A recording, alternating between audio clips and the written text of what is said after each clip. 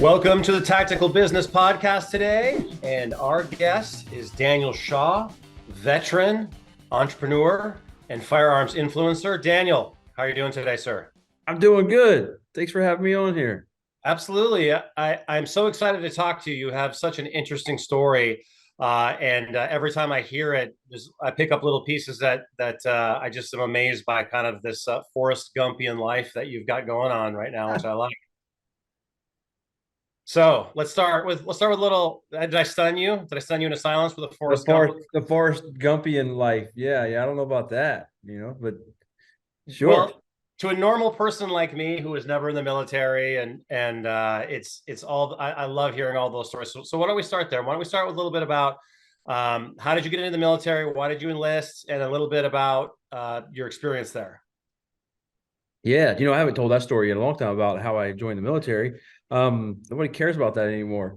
But or at least till now, I man, when I was a kid, I just wanted to run and climb trees and like play cops and robbers and like cowboys and Indians and do all the things that I saw on TV. And I had a kind of a strict upbringing, and and so I was allowed to read some like military type books, but they had like a Christian leaning, and it was pretty cool. At the time, I hated that. I wanted to get a little bit more depth and everything, but it was probably a pretty decent policy. There's some not great stuff out there sometimes, but me and my neighborhood friends, from the things that I was into and reading about and the things that I was learning, and I would go to I couldn't really afford like to go take martial arts, but like I'd go to the library and I'd get like a book on judo or jujitsu or like whatever was out there. And there's a lot of stuff now, but in like the 80s, there wasn't quite as much cool stuff out there. It wasn't that popular. And but I would read these things and try them out on my friends in the neighborhood. And we ended up like building this just group of people, of just friends, some guys and some girls, that we would just all beat the crap out of each other all the time. We'd be in the woods, like on a tree that fell down, trying to knock each other off with sticks, or beating each other off of a trampoline, having a battle royale there on it. And we just kind of developed this like self-created martial culture. And there was like four of us that went in different branches of the military from that group. And some of them took some not so productive routes as well in life. But that's just kind of how I was growing up, and I just got really into it. And I played a lot of sports, and I wanted to be tested, and I wanted to see what I could do. And I'd read about these heroes and these people in these books, and these people that I heard of called Marines, and didn't know a whole lot about them. I was actually real dumb, Wade, when I went to the recruiter. I said, "Hey, I want to be an A gunner in the infantry." I just thought it sounded cool being an A gunner. I knew it had to do with the machine gun, but I didn't realize I was like the assistant automatic rifleman. Like I don't even get to shoot it. I'm just like running ammo and like helping point out targets and stuff. But that's what I said I wanted to be. So like they didn't laugh at me. They signed me up and sent me, to go be an infantryman. And then they decided later on what part of the infantry or what job specific I would do in the infantry. But What part of the country did you grow up in? I was in Greensboro, North Carolina, kind of the middle of North Carolina. Yeah. Yeah, a lot of woods to get in trouble in out there. Yeah. We live just outside of the city, kind of like in I guess we call it the county. Wouldn't quite call it the country, but there's a lot of plenty of woods out there to go hang out in, you know. Cool. So you're going to the Marines, and you get to the Marines. You're in there for a while, and then sort of what started your journey from the entry point in the Marines into when you started to get into firearms instruction and your interest basically in teaching. Man, I had just the luckiest or most fortunate, career in the Marine Corps. I was made a Dragon gunner, and the Dragon was obsolete. I went in '97; it was obsolete then, and they eventually replaced it with the Javelin. And the I got it because our weapon was obsolete. I got attached to this team for a deployment. The Marines always have a force that's out there in the Mediterranean, out in the Pacific. They're Marine Expeditionary Units that are ready to go do our country's work or defend our assets and our friends and allies, forward deployed all the time. And they're always out there ready to go. And it's usually a battalion landing, what is a battalion landing team, plus like a whole air ground task force and all kind of stuff. They can do a lot. They can bring a lot of combat power. And one of the things you have to do to be a MEU is try to be special. They not everyone gets qualified, but they usually do. It's pretty rare that they don't these days. But become what's called special operations capable. So you can go handle rescuing hostages, taking down oil platforms, taking over ships. There's other missions that fall under that as well, but my team did those things. And so I was a security element team member. So what I did was provide security for the direct action, the super high speed guys who would go in and do it. And in doing that, I was 17 years old, and I got to hang out around people who had been fighting wars that we didn't even know existed, and just like the snake eaters, the tip of the spear guys that you didn't even know there was a spear, and it was cool the things that they had done but they were all, what I noticed about these guys who were really the elite of the Marine Corps, were they were all super humble, and they all wanted to learn. They were all hungry for more knowledge to be better the next time they were in a fight or next time something happened. So I think I was super fortunate to be put around them for like a year straight. And my job was to protect them until they got to a certain area, and I would go into an enclosure with them or into a crisis site with them, and then help them inside. But I was like their helper. There was like 9 of us who were qualified to go inside the crisis site, and we would just do whatever they told us to do. We'd have our specific jobs, but it was just awesome being 17 and learning under men like that, and you could tell they were set apart from the people I usually worked with in the Marine Corps. And I wanted to be set apart like them. And so they would stand around and talk tactics or debrief a mission that we did for training or whatever it was. And I would never have anything to add because I was just a young zip-faced 17-year-old who didn't know anything, just as green as you could be in the Marine Corps, but learning very rapidly, shooting, tactics, thinking, problem solving, all kind of communication, all kind of stuff. And I would just stand around and take notes. And then one day, many years later, after getting sent to Parris Island to teach guns, and after helping train up a lot of personnel in an infantry battalion, I found that everywhere I went, there was a bunch of young guys standing around me, taking notes, not really adding anything that I said. And they were believing and trusting in the knowledge and the information that I was giving them. And I realized that they were looking at me the way I looked at those other guys. And when I saw that, and that was probably about 4 years from being on that team there, I realized like, I've got to know this stuff. I've got to know it inside and out. I've got to be right about everything I'm saying because they are just trusting me so much. And since that's the case, I really dove into it, not just regurgitating what I was taught at the Marine Corps level or what the publications were saying and what the latest and greatest was certified doctrine or whatever. I wanted to know what was outdated and what we really should be doing that we're not testing. I wanted to test things and I wanted to proof things and make sure that I was teaching the right stuff, not just because I was told to teach, but because it was right and it was proven. And so that led me way outside of the Marine Corps and learning new things. And next thing you know, everywhere I go, they were having me teach guns and teach tactics and teach other things because of that enthusiasm that I developed from those guys early on. My first platoon sergeant and those first team members that I was with. So you're in the Marine Corps now. You're teaching firearms, teaching tactics. What led you getting out of the Marine Corps, and then what did you do to take those skills into the private sector? Well, I started off in early retirement, and I had just reenlisted for my last 4 that would have taken me to 20. So I retired at just a little over 16 years. And I had been doing a podcast since like 2006, back whenever you would have to tell people, hey, it's an internet radio show, because nobody knew what podcast was. Now everybody and their grandmother has a podcast, but then everybody looked at you crazy when you told them that. So I was doing that. It's called Gunfighter Cast. You can go look it up. I think now it's called the Mag Life Podcast because we rebranded, and a company now uses it. But I did that for a long time, and because I was doing that, I had a big audience that was like, "Hey, we want to take a class with you. We want to train. We want to go hang out, and can I host you for a class?" So I was trying to figure out what I was going to do for work. So I ended up starting a business, not knowing how to start a business, not knowing that I thought only really smart people who were like really good at business and had a lot of money started businesses. I had no idea that like they'll let any of us idiots start businesses too. So I started a business and a training business, and man, I'd gone every weekend.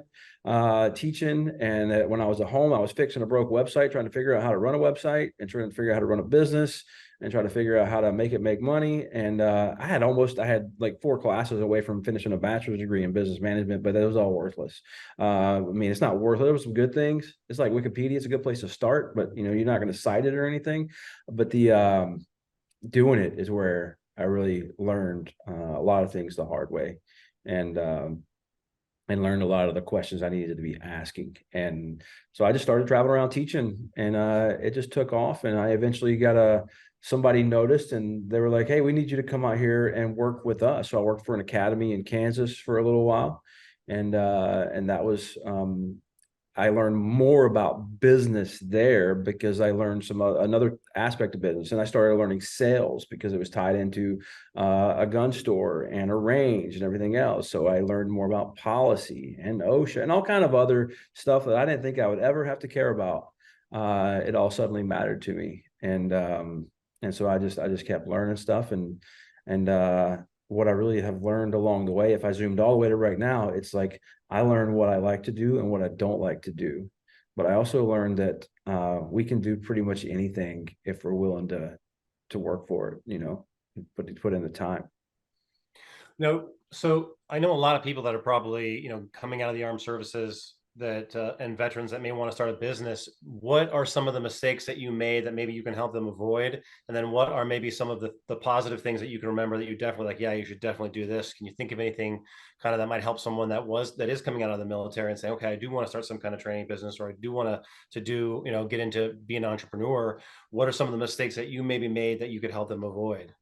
Yeah, if I was telling some guys, and I've told some guys recently that are coming up in like the firearms training world, they just got out of the military, and they've got just a tremendous amount of experience in the global war on terrorism, and they're very articulate, very good teachers. They understand the material inside and out. They have a depth of knowledge that just greatly surpasses a lot of their peers that they have now. And now I say their peers are like the top level trainers that are out there, but they don't realize that. They're also more humble than some of these top level trainers. I always encourage everybody, never lose that humility. But at the same time, we have to strike a balance. And this is what I struggle with the most. And I think a lot of the best teachers have a level of humility because they understand it. I've signed up for many classes and went and took them. I've went in some classes and said, I suddenly had a family emergency because I was like, I am not hanging out with this clown all day long for 2 days or anything. And I had to leave the class, and I've made an excuse. But one of the things that I value most as an instructor is their humility, because somebody who's not humble, they often haven't changed their curriculum in 20 years, 10 years or 5 years, because they've got it all figured out back then, and they're missing so much stuff, and you can't tell them anything. And I can usually pick apart what they're saying and what they're doing, and especially when things get outdated, because things do get outdated. But these guys, like, stay humble, keep that humility that you have. Even when you start getting a measure of success, keep that humility, because that humility is the reason why you reach that measure of success. But at the same time, you cannot be afraid to self-promote. And this is one thing that I absolutely hate, is self-promotion. I despise it. I want people to tell me, hey, I'm going to have 20 people at a class at this date. We want to learn rifle. And cool, I just show up. I don't have to do any of the promotion. I don't have to do any of the marketing. I don't have to do any of that other stuff. I just want to go there and teach. And then when you're in a class and you're teaching, if that's what you're doing, or if you have a job, or if you're going and getting that job that you wanted to in sales, or that job that you wanted in whatever it is, man, when you have the job, that's the same as a student signing up for my class. When that job starts or that class starts, I don't need to keep selling myself. I've already got hired, right? I've already collected their money. I don't need to get to that position or make them like me more because I bash somebody else. Man, just don't lose those things that you had in the military of being humble, being a servant leader, trying to bring everybody up around you, because that is going to make you the most valuable person in every organization. And most people out there outside of the military, and I say most people because I've worked with them, they don't understand that bringing up everybody around you is the greatest superpower that an organization can have in one of its employees. Instead, they'll try to make themselves look better or do things to where they tear down the skyscrapers around them so they have the highest skyscraper, if you're familiar with that analogy. And I just think whenever somebody comes in with that humility and that servant leadership, they stand apart. I see it in people, in organizations. And as a leader of organizations, been at the executive level and at the single business owner level, executive level, multi-million-dollar organizations. It's a powerful thing to have that servant leadership and that humility. It's strength. There's strength in that, and people think it's like weakness, but it's the opposite, man. The meekness that you have, you don't have meekness. I figured exactly what Jordan Peterson said, but people aren't meek. Weakness is weakness unless the person has strength. The idea is to be very strong and dangerous and have that under control. That's the kind of people that are, forces to be reckoned with out there. Yeah, well, the Bible, a lot of people like to quote the verse, "The meek shall inherit the earth," right? But the translation of meek in that means controlled strength, right? It's not passive. It's someone that has the ability to say, "I have the strength to deal with the situation, but I'm not going to," right? That's the meekness, is the controlled strength. And I'm paraphrasing that because I'm an amateur on the Bible, but I totally understand that concept. I think Well, another thing. I've got something cool for you here. So, like, I was writing something on that recently, something that I'm working on. The Greek word there is praus, and for meek. And there's a couple of ancient writers out there, Xenophon, who wrote the very first book on horsemanship, which is pretty cool, on training horses, and also Aristotle. But Xenophon basically describes this as this praus as horses have it when they're well trained and they've been working hard together. They stand quieter together. Soldiers have this praus when they've been well drilled and they're very tired and they're more hungry because they've worked harder and they're sweating, because he wrote with this in one of his stories. So that praus is a thing because of more well-disciplined, well-drilled soldiers. They're better, they're quiet, they get along better with each other than because there's a direct correlation between an increased praus and discipline and strength, and I think and going through trials, and I think that's pretty cool. Yeah, that's really interesting. I'm definitely going to want to reach out after we talk and get some more information on that, because I love that concept. I think it's very misunderstood. Do you think part of the challenge for people that come out of the military and that they are humble and they don't want to self-promote, is also something where they may not want to ask for help sometimes, so that if they're going to start a business or if they're going to do a project, that they want to try to do everything themselves instead of trying to say, "Oh, you know what? I don't really want to do sales. Let me find somebody who's good at sales. Let them do that, and then I'll stay in my zone of genius." Do you find that that people have a challenge doing that? Maybe, but yeah, and I don't know if that's just military specific. I think a lot of people who have been in the military for 4 years, um, it's this is going to be hard to put my finger on and explain properly. I see a lot more people that did a 4 year one enlistment, maybe have that attitude more, and like, hey, I did this, I got out, and now I'm going to go do this, and I don't feel like I'm capable on something. They have a lower confidence, or they feel like that I can't ask anybody for help because they were at a lower rank where they were expected to perform constantly at a certain level, and they were disciplined if they weren't. What I'm saying, some of them have bad leadership at that 4 year level. They run across some bad leaders in their first unit. They never get to leave that unit, or they go to 2 units and they've ran across some bad leaders, because that happens in all branches of the military. But I think after I say only the 4 year guys, the one enlistment, but after you've been in for a while, and I say myself included in this, and a lot of friends that I've made after staying in for a while, we see a lot of good examples of leadership eventually, and a lot of very poor examples of leadership still. But your ability to discern which one is which is very rapid, and exactly why this person is an ineffective leader and why this person is an effective leader. You really begin to understand that really, really well. So I think a lot of these guys that are younger and haven't matured in that, but they're getting out of the military, after that first enlistment, there is a thing that says, maybe I shouldn't ask for help, because that says I don't know my job. That says I'm not capable. That's an indication of me not being ready for this. And I disagree with that, of course. I think that they should have the confidence, and like, we're all going to fail and we're going to mess up. We're going to do things that are wrong. We're going to lose some money. We're going to eat like crap for a little bit. We might even go hungry. Some people around us that we care about may suffer some for our mistakes, but man, we can work through it, and we can do good. And we're all capable of it. And even though if you've had a bad leader that told you you weren't, I think that this is something that I've learned recently, and it's been a very powerful thing for me. Um, we often people say things, and I'm not talking about some crazy like voodoo, hoodoo, witchcraft, or like that. People say things that I can't do this, or I can't make this happen, or like I'm not good at X, or like no, I'm not, I can't public, I'm not good at public speaking, right? So I think when I hear somebody say things like that, I was taking a class with somebody a couple weeks ago who kept saying that he was dumb. And he was a little bit older than me, and he had like on 3 different types of camouflage, and he had never taken a class before. He had some not great gear and everything else. He didn't have like the highest speed rifle in the class.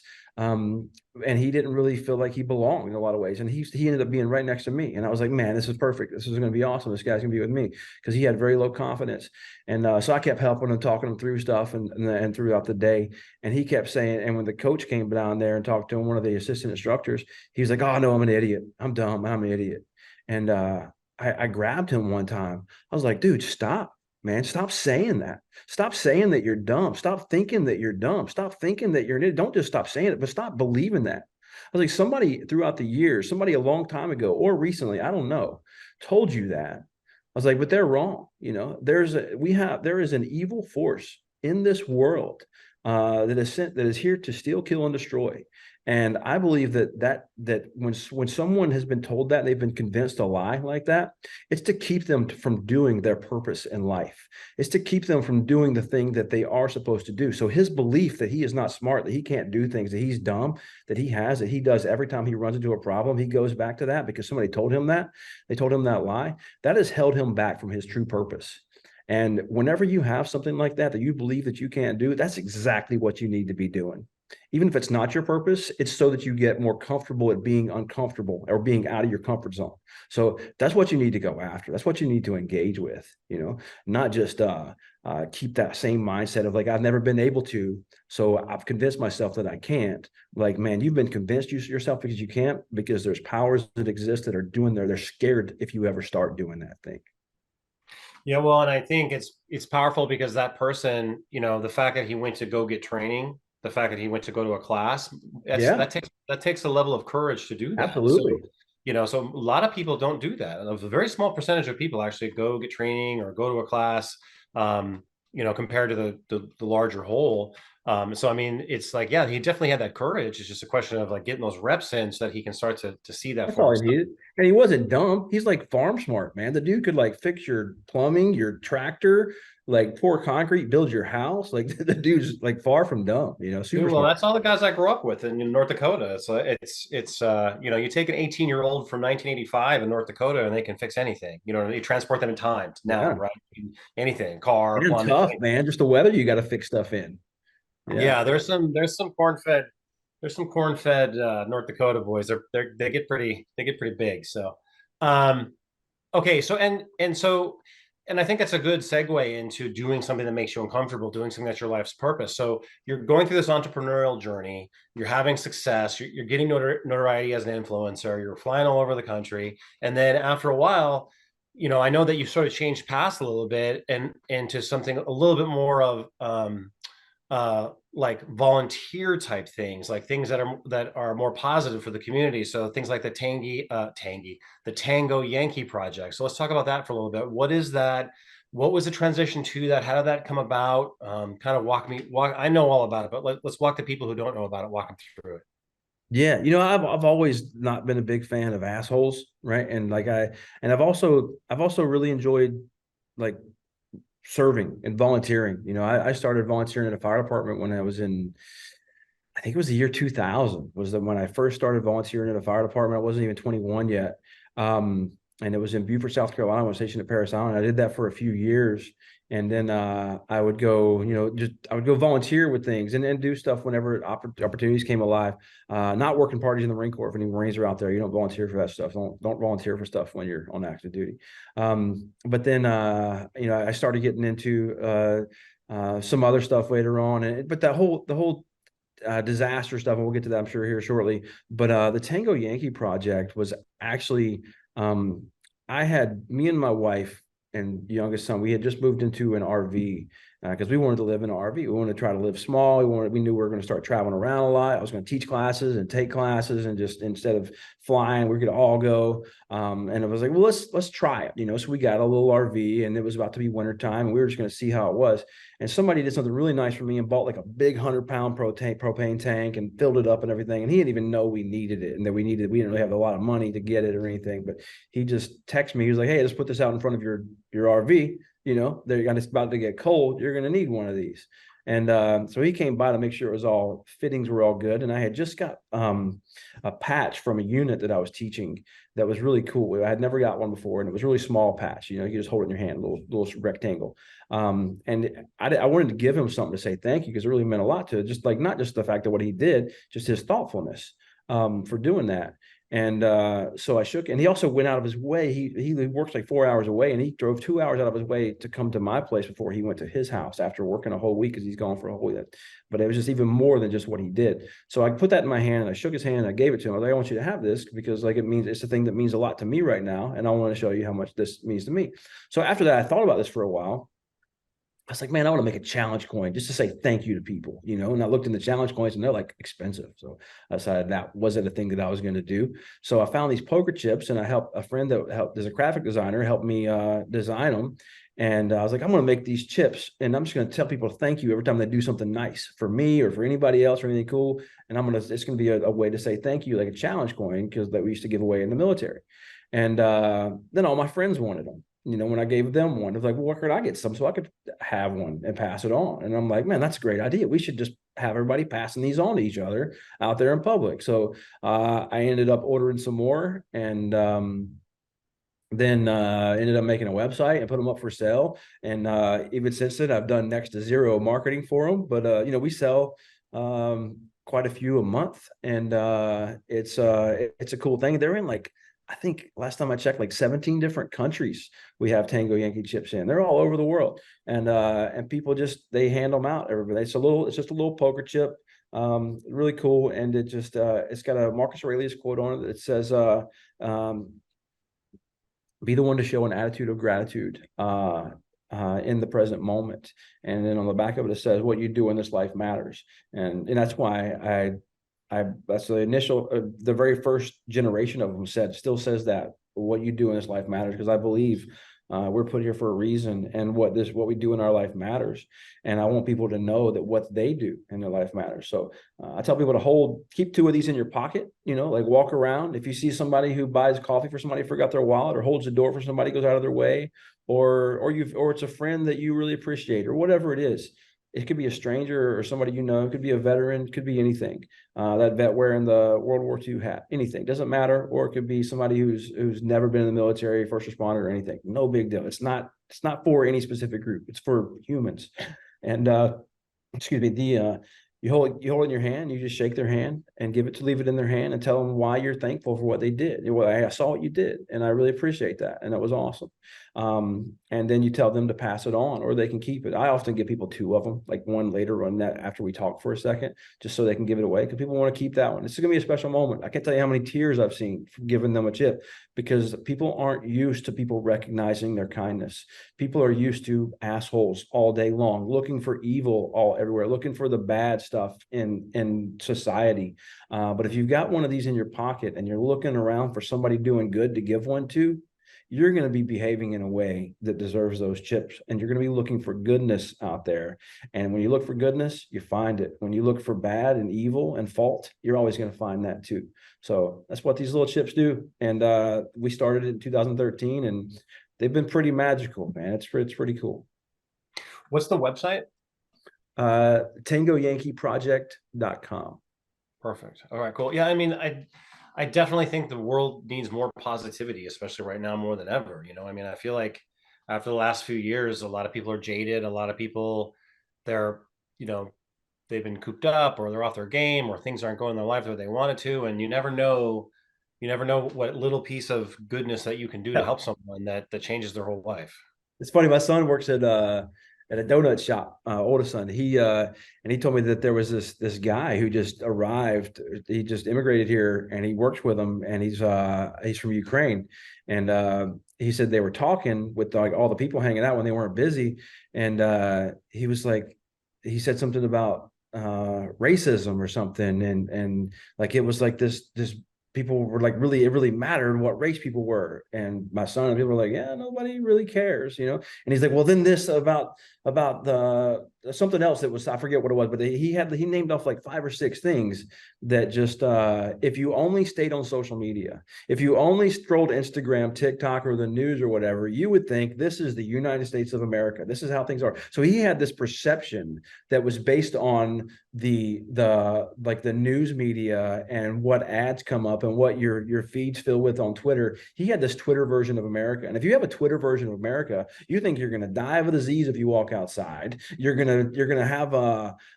somebody, you're not gonna have any opportunities no matter what race you are, because everybody's a racist. You're gonna have, there's just like this whole world that doesn't exist. But if you go outside, you realize nobody acts like that, man. Like that, nobody, no, they don't act like, I'm not saying nobody, there's some pockets, but like it is not at all the doom and gloom that is perpetuated. Our current society and our current system, and some some governmental entrepreneurs have to have constant crisis to stay in control, and we don't have to live in that frantic, constant crisis. Like we can rest in who we are and what we are, and not have to even buy into any of that crap.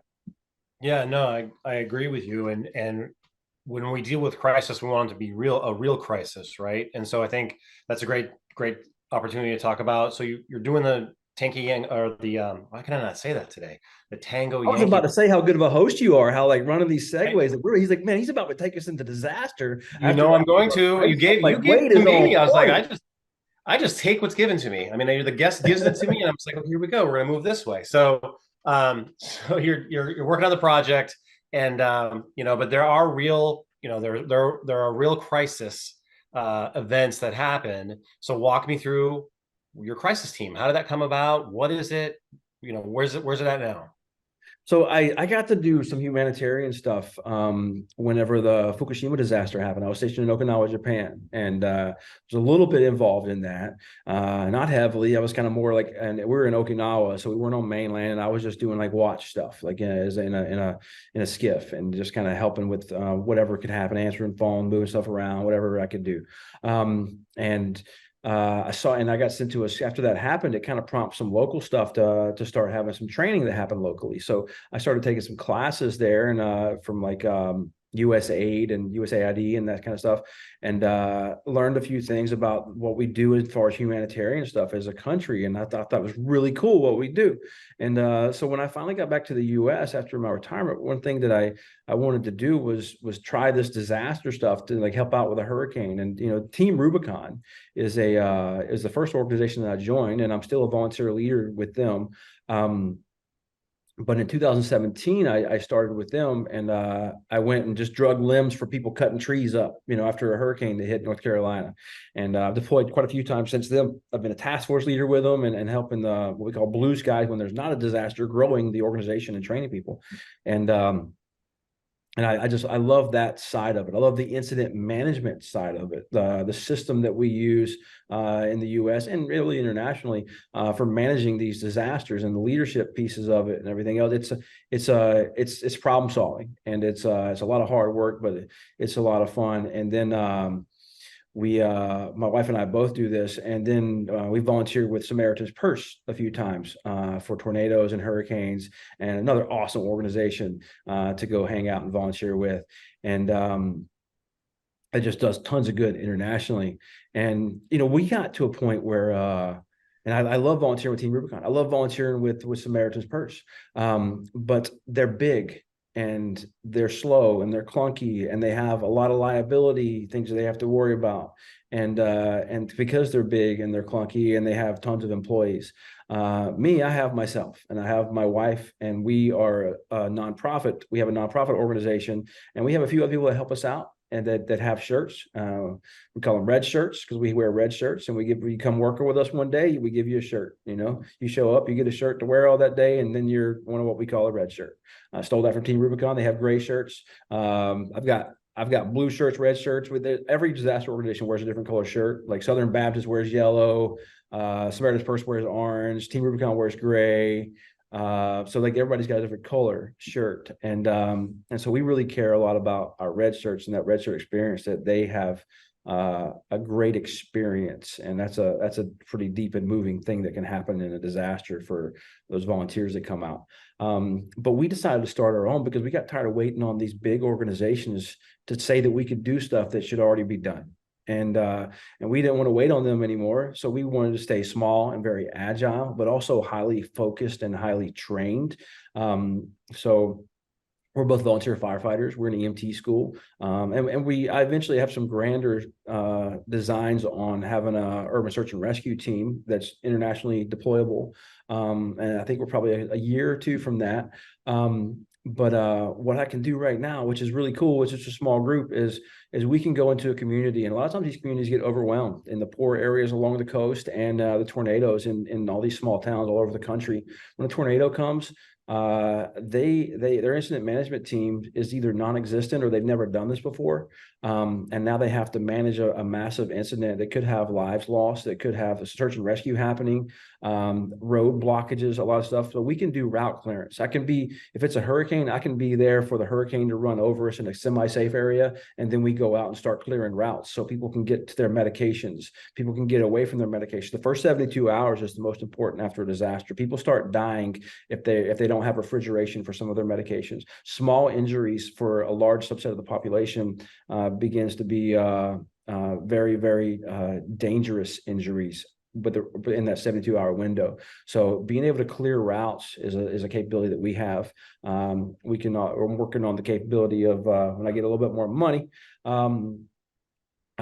being able to do surveys with drones and thermal imaging, and overlay that on topographical systems and applications, so I can give this directly to the incident management team and show them exactly where the greatest need is and where the problems are. So basically, my whole idea here is to reduce lives lost, but also we just, like, one of the things that we love about Samaritan's Purse, we believe in being the hands and feet of Jesus, man. And so we go out there and we actually cut trees down and pull them out of the way so we can get to people, right, to show them love, and to give them help. And then at the same time, we can help that leadership, that local community leadership, whoever it is that's doing the incident management. We can help them in some management ways to ease the burden on them a little bit, to make their jobs easier. And we get to do spontaneous volunteer management. So if there's 20 volunteers they don't know how to handle, give them to us. We're going to go put them to work. We're going to go keep them safe. We're going to give them PPE. We're going to go get them to us. But what we do is we can be there immediately. We don't have to wait to get the big trucks going or anything else. We just take off. She's in our van, and like I'm in our truck, and we just bring like 7 chainsaws and a bunch of tools and a bunch of PPE, and some friends that we can get to follow us in our little group chat that we have, that we're growing, and we go get to work. Yeah, well, I mean, it's amazing now with technology. Everyone complain. We were talking about earlier about how social media and Twitter and all that stuff can really give you a twisted view of reality, but at the same time, as a tool, you can get people from all over the country to meet you somewhere that are part of the community, like that, right? And that is an amazing part of it. I got this cool partnership with an organization or a company called, it's a tech company called Lawn Buddy. Lawn Buddy is like, if you need your grass cut, he's a Marine buddy of mine. If you need your grass cut and you don't have a provider, you go to Lawn Buddy and you say, hey, I need somebody to come cut my grass at whatever address you are. Somebody will roger up on that app that they're going to come cut your grass. They're going to take care of it. And so he has these providers all over the country. So if this tornado Lee turns left, and even like right now we're watching it, and it looks like it really tears up some stuff in Virginia, like I might head to Virginia, with a team. And as I get to Virginia or get close to there, I'm hitting up, my buddies at home, buddy. I'm like, hey, can you send out an email to these providers? I need a mini excavator. I need 3 skid steers, and I need this much people with chainsaws. Can anybody facilitate that?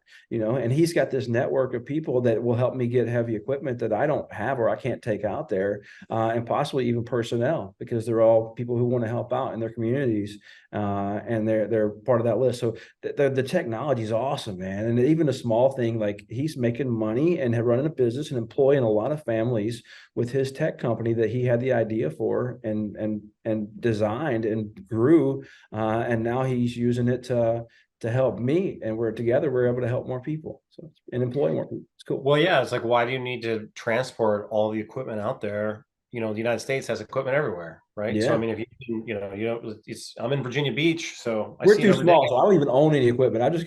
I've got some agreements with, or some people that are like, help me out. Hey, you can borrow this, don't break it. That kind of stuff. So one day we'll get to the point where we have a skid steer or a mini skid steer.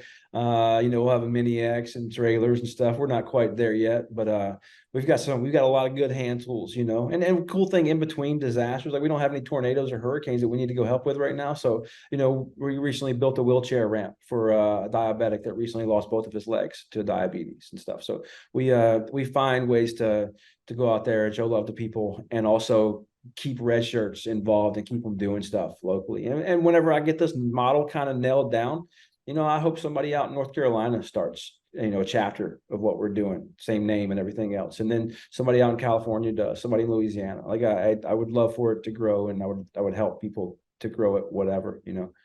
What's the name of your response team?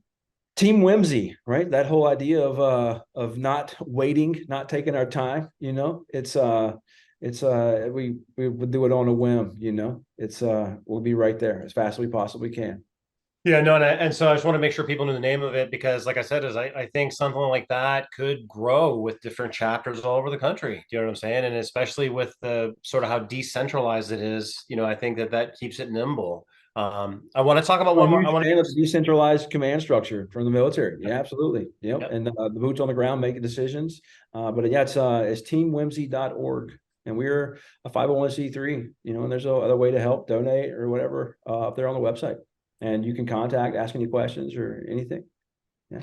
Well, I want to talk about really quick one more thing. I want to be respectful of your time, because we've gone from your service where you learn the skills to entrepreneurship to sort of a big picture volunteer. But now I want to talk a little bit about sort of your Brazilian martial arts training and that organization, just really quick. Yeah, And then we'll kind of make sure we talk about how people can find you. sure. So we're man, I got to a spot like I guess it was June of last year. A little bit, actually, it was before that. It was about 2 years ago. But I was like, man, I got to get out of this job. I was up in the higher level executive world, basically CMO for a multi-million-dollar company, and I enjoyed growing it. I enjoyed growing that company, and when we got to the point where we kind of did the same thing every single week, we would continue to grow when we built that system. And I think, and I was unchallenged, and we just kind of had to keep repeating the same thing. And I think when a man gets to the point where he's unchallenged and can just kind of repeat the same process and continue to have success, and I was making more money than I ever made, I think it's a dangerous spot to be. And I started to feel it. I was depressed. I got anxiety. Never really had any of that stuff before. It was new to me. I didn't like it. So I started looking for somewhere to go, and I ended up going and helping a nonprofit that takes learning disabled kids on adventures. Like they take them backpacking for like 14 days, or canoe packing for days. You don't show up and like play games all week long at some pretend summer camp. Like you're out in the wilderness, and it was awesome. But then my buddy wanted to start a company, been beat me up for like 3 years to come work for him. And I was trying to do a little less in the gun world, not that I don't love the gun world. I've been very thankful for it. And I still train and teach and take classes. I don't teach. I've kind of taken a year off from teaching, other than a couple of SWAT things. But he said, come down here and help me start this ammo company. We're gonna do an ammo subscription, and that's available at graybeardammo.com. And people sign up for ammo subscription, and they get how much you train with, how much you shoot with a month, and we'll lock you into like the same price for 6 months straight. We won't change the price no matter what happens politically or any in the pricing or whatever. We already have it on hand. We're not going to change the price on you. If you want 300 rounds every month, it's going to show up. We're going to charge your card same time every month, and it's going to show up there at your door. Pretty cool. We just finished building all that and getting it running. But that wasn't why I came here. He wanted me to do that. I told him, I was like, I'm not really interested in doing this ammo thing. I'm not really interested in doing this gun store that we have here in Conway. And I said, I want to do something in service, and I told him about Team Whimsy, but I didn't even have the name for it then, because I was just, when I agreed to it, I was actually driving back from Hurricane Ian week with Samaritan's Purse. And I said, if I could do anything, I'd turn around and go back to Samaritan's Purse and stay there until all these houses were rebuilt or done. That's what I would do if I could. And I said, I want to keep doing that. And he's like, well, we're going to start a nonprofit. And my buddy Ryan, I served with in the Marine Corps. He's a federal agent, but he's a black belt in Brazilian Jiu-Jitsu and a few other things. He's just a very well-trained, awesome guy, and been a friend of mine since like 2005, 2006. And we built a Brazilian Jiu-Jitsu gym.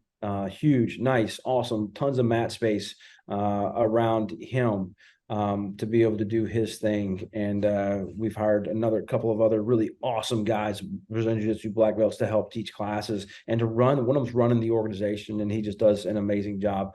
And the whole idea here is to provide community for veterans, law enforcement, first responders, EMS, people who have seen some things that the general public don't usually have to see. Who have given a piece of themselves, sometimes physically. We have a lot of physically disabled veterans that come in, but often mentally. They've given a piece of themselves where they've had to bear some burdens that most people out there don't have to bear. So we found that we provide a group for them to come sweat together, work out together. I lead a workout group every Monday, Wednesday, and Friday at 5 a.m. And we've got a group come there we've got a judge, we've got a banker, we've got a landscaper, we've got an illegal immigrant. We've got like everything you can think of coming to this group, and a bunch of veterans, physically wounded veterans. We've got a bunch of veterans and firefighters and stuff that come to this group. And then work out with us, and it's just awesome. And our Brazilian Jiu-Jitsu that we do in here, we have a gi scholarship for people that come and they can't afford a gi. We figure out ways to take care of them. We give them super deep discounts on classes, or make them free in cases whenever that's what we need to do. We're just trying to provide community with people, for people to come heal and grow spiritually, mentally, and physically together. And that's what we built this gym for. And that's what it does every single day. And you can check out more on that one at graybeardforge.org. And it's pretty awesome. Graybeardforge.org. Yep, we opened up in July, and we have every week we have about I think 60 individuals coming through here doing different classes, different things every single week. And that goes up and down.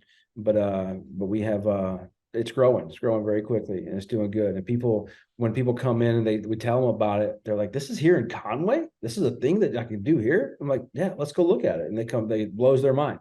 And it's awesome, man. And I believe that it's already saved lives, and it's going to save more lives, because a lot of folks are struggling right now. There's a lot of things that are happening, and the whole world, the reason this thing exists, man, this is the reason why I care so much about it, is if you turn on the news, if you turn on the TV, if you scroll Instagram, Twitter, Facebook, any of that stuff, everything on there tells you to stay home, do nothing. The world is terrible out there. Don't be out there with people. Like, do not. It's trying to keep you separated. It's trying to defy unity, the opposite of what we need.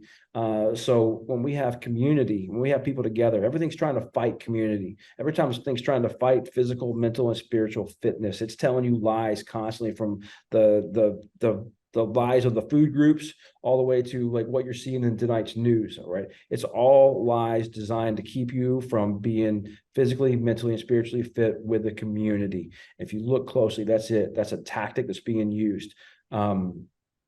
And we want to defeat that tactic, and we want people to come out and have those three things and have community with each other. And we're seeing a difference already. Well, I know we covered a lot of ground today, but I wanted people to get to know you and to get to know all the different things that you're doing, and hopefully be inspired to either, help you with your efforts, or for people to be inspired to start their own similar type of things in the community. Because I agree with you, is that, we can definitely all accomplish more together than we can apart. How do people find you, Daniel? What's the best way to find you, Man, the best way to find me, I'm or on to contact you? yeah, I'm on Instagram.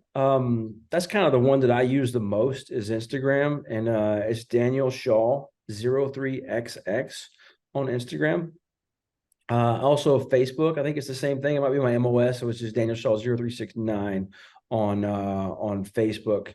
But those are the best ways to find me. You can email me. The one I use the most is also my MOS, Daniel Shaw 0369 at gmail.com. You guys are anybody welcome to email me or whatever, man. I would love to hear from people. Send me a message. I I've been That's one of the things that I'm trying to do, is I'm trying to be more accessible, to anybody, because I don't get on social media a whole lot anymore. I actually took them off my phone. I don't get on there a whole lot. Don't check it. But I'm I've read a couple books by this author named Bob Goff, and if you haven't read Bob Goff, he's absolutely awesome. Read Love Does, read Everybody Always. They're amazing. But he puts his phone number in the back of his books, and he's got this rule that he always answers the phone, no matter who calls, no matter what's going on, no matter if he's in a board meeting or anything else. He's a lawyer too, but you'll fall in love with this guy if you read the books. He's just an awesome individual. And I'm like, man, I need to be more like that guy. And I love what he's doing. And I think it's super cool. And I'm trying to get to that point. I think I've always been pretty decent about responding to people, because I don't think that I'm special at all. I've been super blessed and super fortunate. And I want to help other people achieve the same thing that I've had. Well, I really appreciate you coming on the show today. Thank you for your service. Thank you for coming on the show, and definitely want to have you on again. Cool. Thanks, Wade. All right, man. Talk to you soon, Dan. Really appreciate it. All right. Bye.